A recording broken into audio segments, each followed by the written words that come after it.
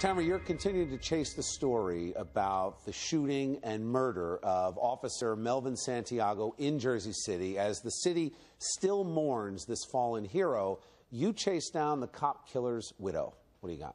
Well, I have learned that there may have been warning signs to what this cop killer did, and that these signs and these concerns were actually brought to the Jersey City police.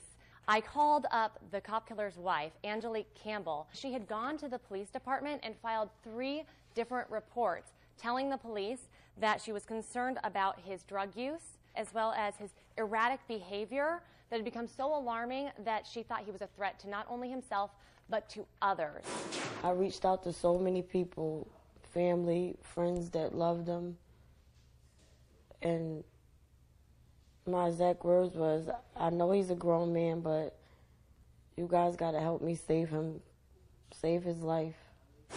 She showed me the 3 different police reports, one of which was filed on May 20th. She had kicked Lawrence out of the home 2 months ago for his behavior and told him that he could come back once he was off drugs and started getting help for that. Now, according to his correction records, Lawrence Campbell was just recently released from prison. He had 3 prior drug convictions. His wife said he had cleaned up, however, and was trying to find a job. However, 2 months ago, she saw a change in him. I saw like behaviors that, weren't really him, old behaviors. But before we even put it out there and plant this idea that there's the potential that the police didn't do anything having some knowledge, we do know she did not file a restraining order.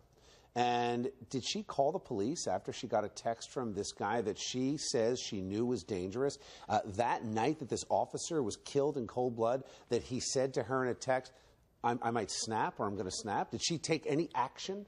A text message that says I'm going to snap is not illegal. This is a sad situation of I don't know that there was anything that they could have done. So she calls the police and says, my husband says he's going to snap, then what? Well, and that would have been the 4th time that she went to the police saying basically the same thing.